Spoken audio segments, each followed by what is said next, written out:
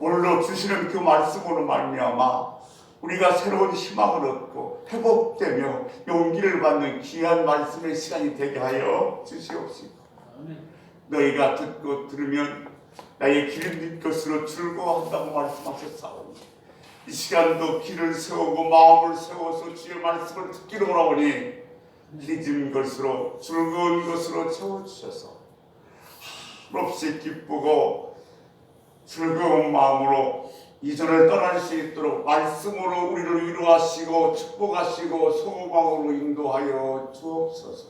아멘. 오늘도 부족한 종 다니엘 세우셨사오니 아버지, 다만 주님의 도구로만 쓰임받게 하여 주옵소서. 아멘. 감사하며 예수님의 이름으로 간절히 기도 올려옵나이다. 아멘. 오늘도 복된 자리에 오신 여러분을 주님의 이름으로 사랑하고 축복합니다. 아멘. 모든 것은 기본이 중요합니다. 수영도 물에 뜨는 것이 기본입니다. 물에 뜨고 난 다음에 저병을 하든 자유형을 하든 배역을 할 수 있는 것이지, 물에 뜨지 않고는 아무것도 할 수 없습니다. 저는 고등학교 때 체육 시간에 유도를 가르치는 학교를 다녔습니다. 전통적으로. 그런데 이 유도도 낙법이 기본입니다. 낙법을 배우지 않고 그 다음에 어거치기나 누르기를 배울 수가 없습니다. 이처럼 모든 것에 기본이 있는 것처럼 신앙생활에도 기본이 있습니다. 신앙생활의 기본은 세 가지 정리해서 말씀드릴 수 있겠는데, 첫째는 사도신경입니다. 사도신경대로 믿어서 이단에 빠지지 말아야 됩니다. 두 번째 주기도문입니다. 주기도문 정신으로 기도해서 능력받아 하나님께 봉사해야 됩니다. 세 번째는 십계명입니다. 십계명을 순종해서 축복받는 삶을 살아야 될 줄로 믿습니다. 아멘. 그런데 이 세 가지 기본이 어디서 만들어지냐면 거의 대부분이 예배를 통해서 만들어집니다. 예배는 하나님의 채우심이 있고 남다른 축복이 있고 우리 신앙을 단단하게 만들어가는 것입니다. 지난주에 제가 이런 말씀드렸습니다. 하나님께 예배에 성공해서 은혜받아 행복하게 살자. 이 말을 한마디로 정리한다면 우리의 삶은 예배의 삶이 되어야 된다는 것이고, 우리의 삶이 예배의 삶이 되어야 한다는 것은 예배를 중요시 여겨야 된다는 겁니다. 예배시 중요시 여겨야 된다는 것은 예배를 우리 삶의 가장 우선순위에 놓아야 되고, 정말로 하나님 앞에 내 귀한 시간을 드리는 시간으로 인식해야 한다는 겁니다. 오늘 귀한 자리에 오신 여러분, 아직도 온 지 얼마 안 되고 예수 믿은 지도 얼마 안 되고 신앙생활에 제대로 이 코로나19 때문에 성경 공부를 하지 못해서 예수 그리스도의 부활이, 십자가의 능력이, 구원이 무엇인지 잘 알지 못한다 할지라도 한번 가만히 생각해 보십시오. 여러분이 여러분 집에서 출발해서 오늘 여기에 와서 예배 드리고 집으로 돌아갈 때 최소한도 1시간 반에서 2시간의 시간이 소요됩니다. 근데 이 2시간의 시간을 소유해서 오늘 이 자리에 앉아서 아무것도 내가 얻지 못하고 가슴에 느끼는 것도 없이 찔리는 것도 없이 그냥 돌아가 버린다면 이 시간은 죽어버린 시간입니다. 아무 의미 없는 시간이란 말이죠. 그래 자세히 다른 건 다 모르지만은, 깊이는 모르지만은, 모르는 내가 다른 거 다 그만두고 나의 마음을 다하여 정성껏 주님에게 한번 예배 드려보겠다, 이런 마음을 가질 때 성령께서 우리들에게 역사하실 줄로 믿습니다. 아멘. 나는 하나님 없이는 못 살아요. 나는 주님 없이는 못 살아요. 나는 주님의 은혜가 없이는 못 살아요. 이렇게 고백하며 사는 것이 신앙생활입니다. 우리는 우리의 인생을 여정이라고 얘기합니다. 여행길이라고 얘기하죠. 그런데 신앙인들의 인생을 살아가는 것은 여행길이 아니라, 여정이 아니라 순례길입니다. 여행길과 순례길의 차이는 뭐냐면, 여행객은 자꾸만 뭔가를 요구합니다. 이것도 필요하고 저것도 필요하고. 그러나 순례자는 거룩한 곳을 향하여 가고 있기 때문에 감사합니다. 우리 여러 가지 어렵습니다만 곰곰이 생각해보면 우리 삶에 감사할 것이 너무나 많이 있습니다. 하나님은 절대로 감사하는 자를 그대로 두지 않습니다. 감사하는 자에게 축복하시는 걸 믿으시기 바랍니다. 아멘. 중국에는 이영숙 권사라님이 계십니다. 제가 중국 선교할 때부터 알던 분인데 중국에 한 번씩 가면 저를 또 안내도 하고 많이 좀 help도 봐주니까만 지난해 연말에 전화 한 통이 왔습니다. 이 식당을 하면서 또 한족들에게 한국 음식을 가르쳐 줍니다. 왜냐하면 그 한족 사람들이 한국이가 결혼해서 한국 음식을 잘 모르니까 그 한국 음식을 만들어주는 그런 일을 하고 있습니다. 근데 넘어져서 왼쪽 이 팔이 부러졌습니다. 그러면서 목사님 기도해 주세요 하면서 저희한테 감사원금을 보냈어요. 팔도 아픈데 무슨 감사원금 그랬더니 오른팔이 아니고 왼팔인 게 감사. 내가 넘어져서 머리는 어디 깨졌으면 꼼짝도 못할 텐데 다리가 부러졌으면 걷지도 못할 텐데 왼쪽 팔만 부러진 게 너무너무 감사했어요. 목사님 기도해 주세요. 제가 그분을 위해서 기도할 때마다 그런 기도합니다. 하나님 팔이 부러지는데도 감사했던 하나님 귀한 딸입니다. 감사의 조건이 훨씬 더 많아지도록 은혜와 축복하여 주옵소서. 아멘. 우리 살아가면서 절대로 잊지 맙시다. 아멘. 감사. 오늘도 내가 이 자리에 서 있음을 가만히 생각해보면 다 감사의 은혜일 뿐입니다. 여러분 삶이 감사의 삶이 되시기를 축원합니다. 아멘. 오늘 하나님은 하나님 자신을 계시합니다. 계시하는데 어떻게 계시하냐? 오늘 본문 2절에 보니까 애굽 땅 종된 집에서 인도하여 낸 하나님이다 이렇게 말씀하십니다. 누구를 통해서 인도하셨어요? 모세를 통해서. 십계명도 누구를 통해 주셨냐면 모세를 통해서 주셨습니다. 근데 우리가 한번 모세가 처음 하나님을 만났던 그 장소를 생각해 보면 모세가 하나님을 어디서 만났습니까? 호렙산 떨기나무에서 만났습니다. 떨기나무에 불은 붙었는데 나무가 타지 않아요. 그 모습을 보고 모세가 그 떨기나무를 향하여 가다가 우리 하나님을 만납니다. 그때 모세가 누리는 체험을 누이노제 체험이라고 얘기합니다. 영어를 써서 죄송한데 누이노제 체험이란 무엇이냐면 이 설렘과 두려움을 같이 체험하는 거예요.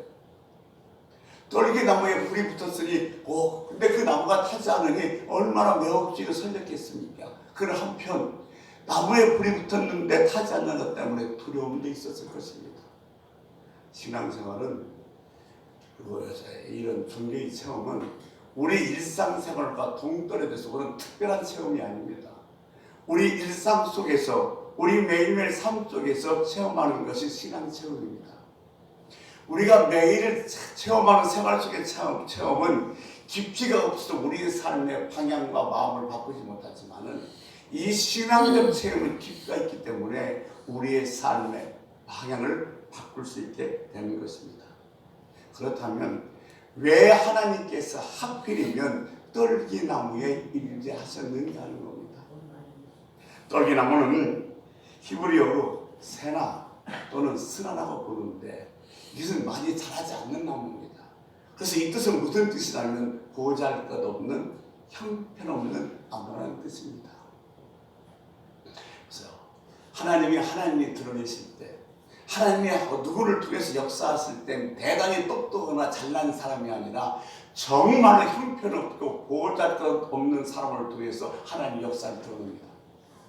그래서 저와 여러분의 소망이 있는 겁니다. 잘나고 괜찮은 사람만 통해서 하나님의 역사를 드러낸다면 우리는 정말로 소망이 없어요. 그런데 하나님은 잘나고 괜찮고 높은 사람이 아니라 정말로 형편없고 별 볼 일 없는 저와 여러분을 통해서 하나님의 능력을 나타낸다는 사실입니다. 하나님께서 세상에서 당신을 드러낼 때와 마찬가지입니다. 높고 화려한 것이 아니라 처하고 낮은 곳에서 당신의 임재를 드러냅니다. 주님이 이 땅에 오실 때에도 마구간에서 태어나셨습니다. 하나님께서는 반복해서 이스라엘 백성들에게 말씀하십니다. 내가 너희를 해방시켜야 되겠다. 하나님께서 이스라엘 백성들을 해방시키겠다고 생각하신 것은 이스라엘 백성들이 신음소리를 들었습니다. 애굽의 노예선이 너무너무 힘들어서 신음소리와 부르짖는 소리를 들었는데 어떤 분은 이렇게 말합니다. 여기서 우리들이 기도하거나 부르짖거나 신음소리는 하나님께서는 하나님 나라가 임재하여 주시옵소서라고 들으신다는 겁니다. 우리의 모든 삶과 우리 번호와 우리 가슴까지 다 들으실 하나님이신 줄로 믿습니다. 아멘. 그런데 하나님께서 모세를 통해서 이스라엘 백성을 구하는데 뭐라고 얘기하시냐면 나는 너의 도움이 필요하다고 하십니다. 참 정말로 보잘것없는 나 같은 사람이 하나님께서 구원해서 주의 백성 삼으신 것도 감사한데 나와 함께 일하시겠다는 겁니다. 우리 없이 우리를 창조하신 하나님이 우리와 함께 세상을 구원하기를 원하십니다. 그런 우리를 위해서 주신 것이 바로 뭐냐면 십계명입니다. 창세기 1장부터 출애굽기 19장까지는 출애굽기 20장 이 십계명을 중요한 예비 준비 단계라고도 볼 수 있습니다. 하나님께서 먼저 자신을 계시하고 너희를 애굽 땅 종되었던 데서 인도한 나 하나님이라고 계시하고 이 십계명을 주었는데 이 십계명은 종주권에 관한 법입니다. 큰 나라 제국이 조그만 나라를 지배했을 때 너희들은 이렇게 살아야 한다고 한다면서 주는 법이 종주권법입니다. 그래서 하나님께서 이 십계명은 모든 사람에게 다 준 것이 아니라 하나님의 택한 백성에게 주신 것이었고 또 십계명은 너희는 이런 은혜를 받았으니 이렇게 살라고 주신 것이 바로 십계명입니다. 십계명을 1계명씩 크 나눠서 설교한다면 10시간 갖고도 부족합니다만 여러분 잘 알다시피 십계명의 1계명에서 4계명까지는 하나님에 관한 계명 그리고 5계명에서 10계명까지는 우리 사람과 사람 관계에 대한 법을 말씀하고 계십니다. 그런데 이 십계명을 잘 간추려서 정해놓은 것이 있는데 신약 마태복음 22장 34절에서 40절 말씀에 이렇게 얘기하고 있습니다. 율법사가 와서 예수님께 묻습니다. 무엇이 최고되는 율법입니까? 그자 주님께서 말씀하십니다. 너는 마음을 다하여 하나님을 사랑하고 내 이웃을 내 몸같이 사랑하라. 이것을 두 단어로 정리하면 십계명은 하나님 사랑과 이웃 사랑입니다. 좀 더 자세히 설명하면 하나님을 사랑하고 그 힘으로 이웃을 사랑하라고 주신 계명이 이 십계명입니다. 그래서 오늘 우리는 하나님 사랑과 이웃 사랑의 관점에서 십계명을 같이 하나씩 살펴보겠습니다. 오늘 첫 번째 계명 1계명은 너는 나 외에 다른 신들을 내게 주지 말라고 했고 2계명은 너를 위해서 우상을 만들지 말라고 했습니다. 이 두 계명을 함께 묶어봐서 생각해 보겠습니다. 왜냐하면 모든 계명은 다 첫 번째 계명을 행하고 있기 때문에 그렇습니다. 또한 23절에 보면 너는 너희를 위해서 금 신상을 만들지 말라 하셨습니다. 또 5절에 보면 우상 숭배는 나를 미워하는 죄라고 하셨습니다. 하나님을 미워하는 자들이 짓는 죄가 우상 숭배라는 겁니다. 여러분 여자분이 계신데 신부가 있는데 딴 마음을 품고 또 딴 그 살림 재단을 또 차렸어요. 그런데 그것을 남편이 알았다면 신랑이 알았습니다. 그런데 그 신부를 그냥 둔다면 신랑은 그 신부를 사랑하지 않는 겁니다. 하나님은 우리 모든 걸 다 걸고 우리를 사랑하셨습니다. 우리는 하나님의 신부, 그리스도의 신부라고 말씀하고 계십니다. 예, 신부가 하나님 외에 우상을 숭배하게 된다면 바로 영적으로 분리를 저지르게 되는 것입니다. 근데 하나님을 섬기는 백성들이 영적으로 분리를 범해서 우상을 섬기는데 그 우상을 섬기는 사람을 그대로 둔다면 하나님은 우리를 사랑하는 것이 아니십니다. 하나님은 우리를 사랑하셨기에 하나님 외에 다른 신을 섬기는 우상을 섬기지 못하게 하시고 섬길 때 하나님께서 우리들에게 뭐요? 벌을 주시는 겁니다. 이렇게 말씀할 수 있습니다. 아니 목사님 믿는 다른 사람들은요 뭐 이신도 믿고 저신도 믿고 다 하던데 그들은 괜찮은데요. 하나님이 사랑하지 않으면 내버려 둘 수밖에 없습니다. 그러나 하나님이 전부를 걸고 사랑하는 우리는 하나님 외에 다른 것을 사랑하는 것을 하나님께서는 절대로 보지 못합니다. 그래서 질투하신 하나님이라고 말씀하셨습니다. 사랑은 집중력입니다. 여러분 사랑해 보셨지 않습니까? 사랑은 집중력이기 때문에 나눠질 수가 없습니다. 결혼해서 신혼 초에는 모든 사랑은 누구한테 집중되냐면 남편에게 집중됩니다. 결혼해서 아이를 낳으면 그 사랑은 누구요? 남편이 아니라 아이에게 옮겨서 갑니다. 왜냐하면 사랑은 나뉘어질 수 없어요. 사랑은 집중하는 것 때문에 그렇습니다. 여러분, 하나님을 사랑한다면 하나님만 사랑하셔야 합니다. 그런데 이스라엘 백성들은 하나님을 사랑하시고 하나님을 믿으면서 동시에 우상을 하나씩 그 위에다 얹었습니다. 그러면서 그들은 뭐라고 하냐면 하나님은 버리지 않았기 때문에 괜찮다는 겁니다. 여러분, 어찌 보면 하나님과 세상 것들 우상들을 같이 섬기는 혼합주의가 훨씬 더 위험합니다. 하나님께서는 믿지 않는 것보다도 하나님과 우상을 함께 섞어서 믿는 혼합주의를 더 경멸하시고 미워하신다는 사실입니다. 그러니까 나 외에 다른 신들을 두지 말라, 너를 위해서 우상을 만들지 말라, 이것은 하나님을 사랑하는 사람들에게 하나님을 미워하는 그런 가증스러운 행위를 하지 말라는 우리를 향한 경고의 말씀인 것입니다. 하나님께서는 우상 숭배하는 것을 하나님을 미워하는 죄라고 봤습니다. 오늘날도 참 세상 사람들이 예수를 믿는다고 하면서 세상 사람과 섞어서 만든 혼합주의가 너무도 많습니다. 오늘날 교회의 큰 문제입니다. 보세요. 우상을 섬기지 말라는 이 말은 믿지 않는 사람에게 주시는 말씀이 아니에요. 믿는 우리에게 주시는 말씀이에요. 믿는데 이 말씀을 주신 것은 뭐냐면 너희들은 섞어서 믿지 말라는 겁니다. TV에 보면 가끔 제가 이렇게 짜증날 때도 많이 있어요. 프로의 제목은 잘 모르겠습니다만 사회는 이혜지 씨가 보고 있고 거기에 홍련이라는 코미디언이 출연했습니다. 그래서 그 홍련이 씨가 이 카페를 운영하기 위해서 오픈 날짜를 잡으러 전쟁이한테 갑니다. 그때 그것을 보고 있던 이혜지 씨가 뭐라고 하냐면, 홍련 씨, 종기는 기독교잖아요. 근데 예, 맞아요. 종교가 기독교예요. 근데 기독교는 사실 개혁 날짜에 어떻게 바로 전쟁이한테 갑니까? 그러니까 그건 그러고 이거예요. 카페 개혁 날을 전쟁이한테 가서 받아오고 그날 목사님 모셔서 개혁을 해드립니다. 이 혼합주의 정말 주님께서 유하시기 바랍니다. 그래서 뭐라고 하냐면 나는 하나님을 버리지 않기 때문에 괜찮다고 얘기합니다. 하나님께서 이것을 가증스럽게 보입니다. 오늘날 많은 교인들이 나는 십대문을 어기지 않는다고 얘기하지만 오늘처럼 보면 거기다가 첫 계명부터 어기고 있는 것을 볼 수 있습니다.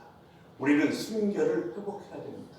거룩해져야 됩니다. 아멘. 세상과 타협하는 것을 예수 그리스도의 거룩한 이름으로 드러내 다 정리해야만 됩니다. 그럴 때 하나님의 능력과 은혜가 우리에게 임할 줄로 믿습니다. 아멘. 세 번째, 하나님의 사랑의 관점에서 계명을 같이 한번 보겠습니다. 내 이름을 망령되어 부르지 말라 그랬어요. 내 이름을 망령되어 부르지 말라. 이 망령되어 부른다는 것은 히브리어 나세인데 함부로 의미 없이 부른다는 거예요.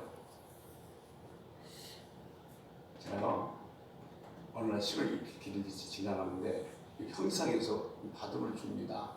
두 분이 바둑을 주는데 나이 좀 연세 좀 있어 보입니다. 그때 한 분이 바둑을 딱 두면서 뭐라고 하면 아다리 주여 그러더라고요. 이것은 주의 이름을 망령되어 부르는 겁니다. 히브리 문화에서 이름이란 단순히 그 사람을 부르는 호칭이 아닙니다. 이름 속엔 그 사람의 성격, 그 사람의 생각, 인격, 존재 모든 것이 다 들어있습니다. 그래서 이스라엘 백성들은 이 이름을 참 귀하게 여겼습니다. 진정 그 사람을 사랑하면 그 사람의 이름을 우리는 어떻게 해요? 존중합니다. 존귀 여길 수밖에 없다는 겁니다. 하나님을 사랑한다면 하나님의 이름을 함부로 부르지 말아야 됩니다. 사도행전 19장에 보면 제사장 스게의 아들이 하나님을 믿지도 않으면서 예수 그리스도의 이름으로 귀신을 내쫓다가 귀신에게 얻어터지는 모습이 나옵니다. 이것은 하나님 일을 망령되이 여긴 버리는 것입니다. 예수의 보혈로 죄사함 받고 거듭나 교회를 다니면서도 불구하고 이 하나님의 이름을 자기 이익을 위해서 팔면 그것도 하나님의 이름을 망령되게 되는 것입니다. 예를 들면 내가 하나님 음성을 들었다. 하나님께서 당신 보고 이렇게 하라 한다는 것, 이거 함부로 말하면 큰일 납니다. 이것도 잘못하면 하나님 이름을 망령되게 부를 수가 있기 때문입니다. 예수로 거듭나야 됩니다. 영이 살아나야 됩니다. 겸손히 하나님을 예배해야 됩니다. 그런 사람은 누구든지 주의 이름을 붙잡을 수 있습니다. 그런 사람은 누구든지 예수 그리스도의 이름으로 능력으로 귀신을 내쫓으며 행복한 삶을 살 수가 있는 것입니다. 여러분, 인생의 힘든 골짜기를 걷고 계십니까? 지금 벅차십니까? 답답하십니까? 그렇다면 주의 이름 부르십시오. 이사야 59장 9절에 네가 부를 때 내가 응답하겠고 네가 부르실 때 내가 여기 있다 하리라 말씀하셨습니다. 지금 힘들고 답답하고 어려우면 주의 이름 부르십시오. 아멘.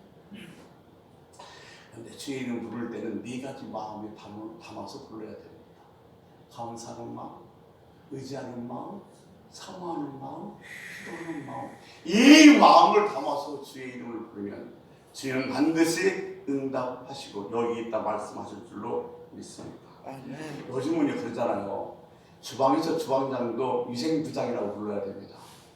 간호사도 간호선생님이라고 불러야 돼요. 하물며 세상도 그러는데 하나님 이름을 그렇게 망령되이 부를 수는 없지 않습니까? 네 번째, 주일 성수 문제도 하나님과의 사랑의 관계에 살펴보겠습니다. 여러분, 정말로 주님을 사랑한다면 이 주일은 사랑하는 주님 만나는 날입니다. 여러분, 연애해 보셨잖아요. 사랑하는 사람 만나러 갈 때 한없이 기쁘고 즐겁고 설렙니다. 오늘 정말로 주님이 살아계시고 주님이 임재해 주셔서 그 주님을 만나는 날이 주일이라면, 주일 예배라면 기쁘고 설겁고 즐거운 마음으로 이 주일 예배에 올 수가 있어야 되는 것입니다. 안식일을 기억하여 거룩하게 지키라고 했습니다. 여기서 기억하다는 것은 다만 머릿속으로 기억하는 것이 아니라 행동을 포함하고 있습니다. 예를 들면 이런 말씀 드리겠습니다. 우리 결혼 기념일이 4월 4일입니다. 근데 우리 결혼 기념일이 4월 4일이라고 날짜만 알고 있는 것이 아니라 그 결혼식에는 특별한 이벤트가 있든지 아니면 빈손으로 집으로 들어갈 수 없다는 사실이 행동을 포함하는 것이 바로 뭐냐면 기억하다는 겁니다. 자, 너희들은 안식일을 기억하여 거룩하게 지키라 이 말은 다만 그냥 네가 그날이나 주일날이 안식일 기억하는 것이 아니라 그걸 거룩하게 드릴 행동이 포함되는 것을 의미하고 있습니다.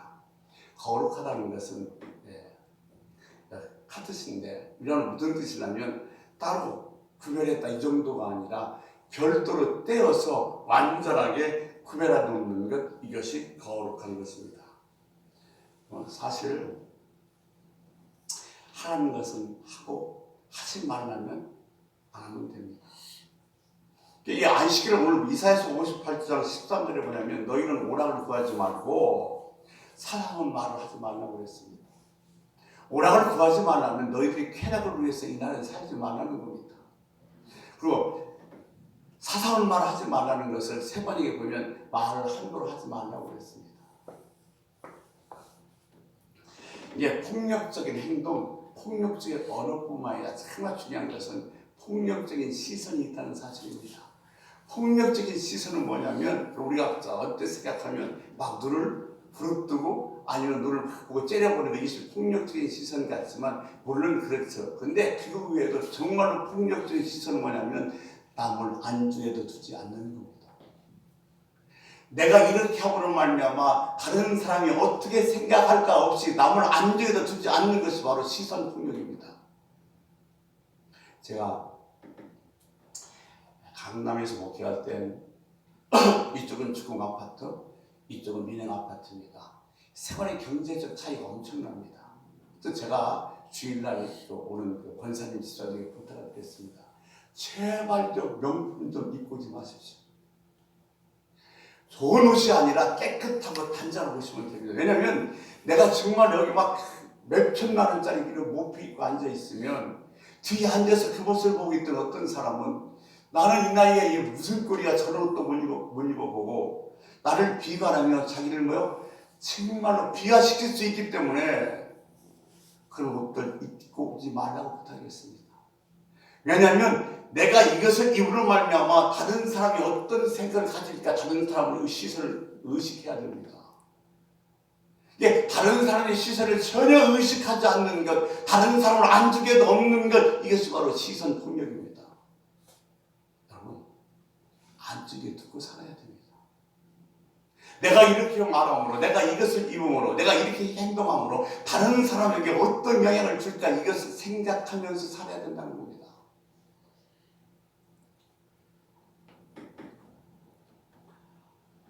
남을 위해 염려할 줄 아는 사람이 되시기를 주의 이름으로 축원합니다.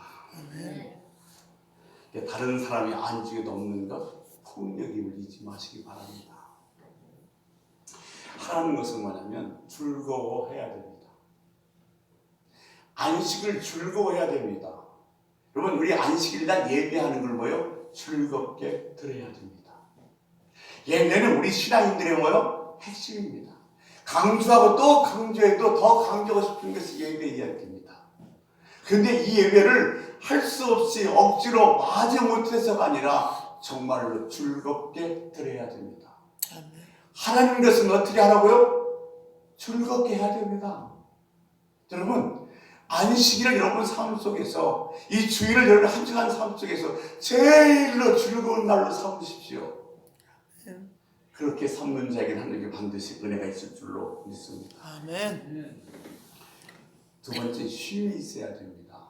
여러분 쉼이라는 것은 우리 현대인들은요 이 고요함을 잃어버렸다고 그래요. 무슨 얘기냐면 너무 바빠요. 한문으로 이 안식은 편안한 안자에다 식자는 눈자, 눈식입니다. 호흡입니다. 호흡식입니다. 그러니까 우리가 복식 먹을 때도 그 식자를 써요. 한 주간 바쁘게 막 숨가쁘게 살아오다가 주일날 쉰다는 것은 내 쉼을 편안히 고르는 거예요. 아이가요 새근새근 평화롭게 잠든 모습 보십시오. 얼마나 평화롭고 아름다워 보입니까? 이 주일날은 한 주간 내가 숨가쁘게 막 달려왔다가 그 숨가쁜 숨을 고르게 쉬는 것, 그 쉼이 이 주일날 이루어져야 된다는 겁니다. 그래서 안식일은 쉼이 있어야 될 줄로 믿습니다. 세 번째는 이 안식에는 섬김이 있어야 됩니다. 기쁘게 섬기십시오. 그러면 사실 우리 인간이 생각을 보면 섬김을 받는 것과 섬기는 것이 어떤 것이 더 즐겁습니까? 섬김 받는 게 훨씬 더 즐거울 것 같지만 절대 그렇지 않습니다. 섬기는 것이 기쁩니다. 저는 아직도 제 나이가 50대 초반인 줄 알고 있나 봐요. 후배 목사들 만나면 어르신이라고 대접을 해요. 그런데 그 말이 참 듣기가 거북하더라고요. 그리고 그 대접받는 게 왠지 좀 쑥스러워. 좀 미안한 감도 있고 그래요. 그런데 가만히 있으니까 내 나이가 벌써 이제 70이 가고 있더라고요. 그런데 내가 섬기를 받아보고 섬기다 보니까 받는 것보다 섬기는 것이 훨씬 더 편안히 좋습니다. 즐겁습니다. 신납니다. 섬깁시다.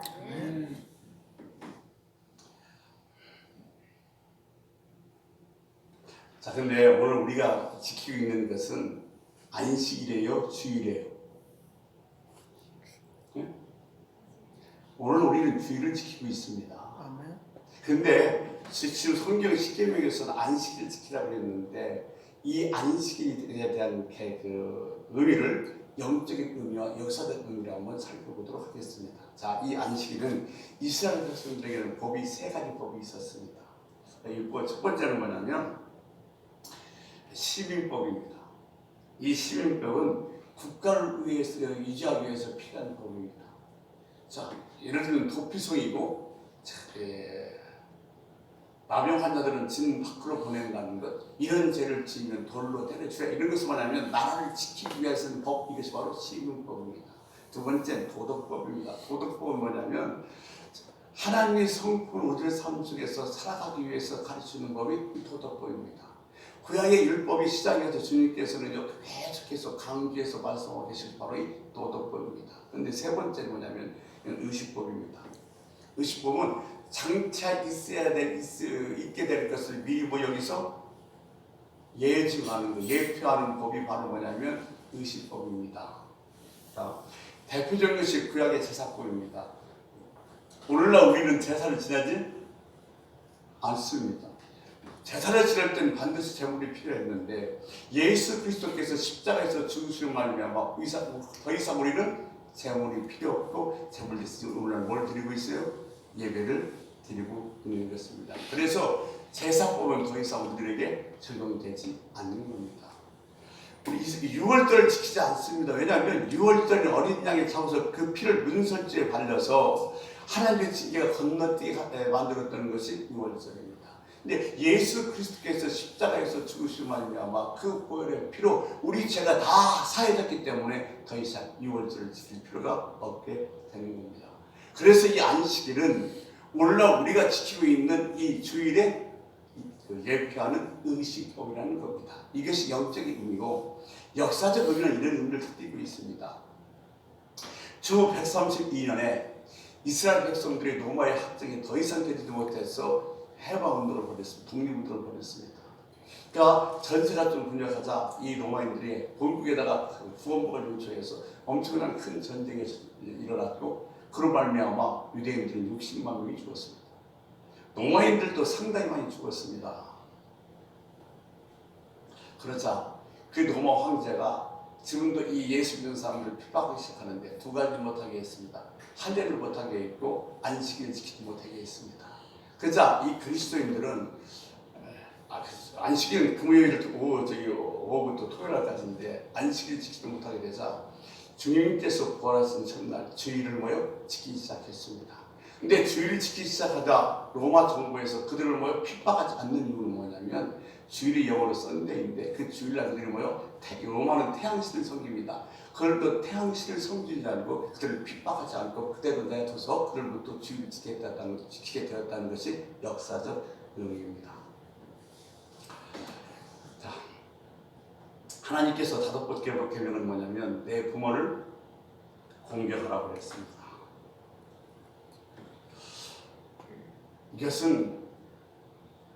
이것을 통해서 하나님 속에 영적 의미가 있습니다. 이 땅에 있는 아버지를 통해서 하나님을 알게 되는 겁니다. 우리가 이 땅에 있는 아버지를 통해서 하나님 마음을 깨닫게 되는 겁니다. 그래서 부모님은 공평한 하나님 마음을 알아야 됩니다. 절대로 자녀를 여럿 있는 사람은 편애해서는 안 됩니다. 하나님 사랑은 공평합니다. 불의하면 이것이 깨져버립니다. 근데 부부에게 불효하면 이것이 깨져버려서 하나님의 사랑을 제대로 느낄 수가 없는 것입니다. 자녀가 이 땅에 태어나서 제일 먼저 맺은 것이 뭐냐면 부모와의 관계입니다. 여러분, 부모와의 관계가 제대로 되어 있지 않으면 절대로 사회적 관계를 원만하게 할 수가 없게 되어 있습니다. 왜냐하면 모든 관계의 참 기본적인 관계는 부모와의 관계이기 때문에 그렇습니다. 여러분 주변에 보면 그렇잖아요. 부모와의 관계가 제대로 이루어지지 않으면 다른 사람과의 관계를 이루어질 수가 없는 것입니다. 효심을 가지십시오. 네. 효도하십시오. 아멘. 휴행하십시오. 아멘. 효심은요 주님에 대해서 고맙다는 마음 갖는 겁니다. 고맙다는 마음만 갖는 것이 아니라 고맙습니다 하고 이야기하는 거예요. 효도는 에베소 말씀처럼 주 안에서 하나님 말씀에 순종하라고 그랬습니다. 부모의 말씀에 순종하라고 그랬습니다. 부모의 말씀에 순종하는 것이 효도입니다. 여러분 부모에게 순종하든 주님에게 순종하든 우리 마음대로 됩니까? 절대로 마음대로 안 됩니다. 하나님의 은혜 받아야 합니다. 아멘. 회행은 선수 부모의 은혜를 기억하고 내가 가까이에서 공경하는 것, 이것이 효행입니다. 말로만 효도하지 말고 여러분 효행하시기를 바랍니다. 아멘. 한 가지 더 말씀하고 말씀 정리하겠습니다. 가늠하지 말아라, 살인하지 말아라. 이것도 뭐요? 같은 의미입니다. 하나님께서 이 부모를 주신 것은 남편과 아내는 그리스도와 교회, 그리스도의 신부 교회의 관계입니다. 그러니까 이 서로의 부부를 통해서 그리스도의 사랑이 얼마나 큰지, 얼마나 중요하고 얼마나 아름다운지 깨닫게 해서 주신 것이 부부 관계입니다.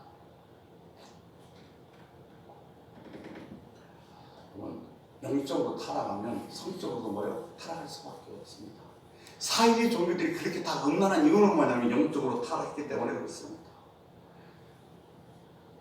살인하지 말아도 마찬가지예요. 하나님께서는 우리에게 생명을 주셨기에 생명을 가져갈 권리도 있으십니다.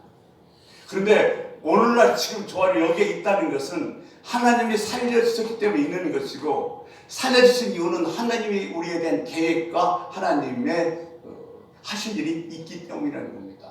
아멘. 네. 여러분, 하나님께서 사람을 존재하고 그 사람에게 재능을 주고 재질을 주고 뭔가 주신 것은 이 사람을 통해서 하나님을 느낄 수 있도록 하기 위해서입니다. 그러니까 우리가 참 그 사람을 죽이는 것만 사는 게 아니라 그 사람을 무시하고 그 사람을 형편없이 여기게 되면 그 사람이 갖고 있는 하나님의 뜻을, 하나님의 일을 죽여버리는 것과 똑같아도 그것도 바로 영적인 살인과 똑같다는 겁니다. 절대로 여러분 기죽이지 마십시오. 여러분이 남편이 됐든 여러분이 아내가 됐든 여러분이 자녀가 됐든 기죽이면 안 됩니다. 살려야 됩니다. 왜냐하면 그를 통해서 하나님이 어떤 일을, 어떤 역사를 준비하고 계신지 알 수 없기 때문에 우리는 만나는 사람마다 다, 내 곁에 있는 사람마다 다 살려야 됩니다. 아멘. 살리신 여러분 되시기를 주의 이름으로 축원합니다. 아멘. 정리하겠습니다. 하지 말라고 하는 것, 어떤 것이 더 어려워요? 하라는 건 상당히 많이 있는데 하지 말라는 건 그것만 하지 않고 다른 건 다 해도 됩니다. 간음하지 말라. 간음하는 건 쉬워요, 어려워요? 어려워요. 왜냐하면 머리 써야 되고요, 거짓말 해야 되고요, 돈 들어가고요, 양심을 속이려니 얼마나, 이 양심을 속이는 걸 이겨야 되는데 얼마나 여러분 괴롭겠습니까? 내 안에 성령이 역사하고 있는데 어떻게 거짓말하고 어떻게 여러분 딴소리 할 수 있겠습니까? 그래서 하라고 하지 말라고 훨씬 더 어렵습니다. 주님이 하라는 건 즐겁게, 하지 말라는 건 하지 않을 수 있는 일이 되시길 주의 축원합니다. 아멘. 기도하겠습니다. 하나님,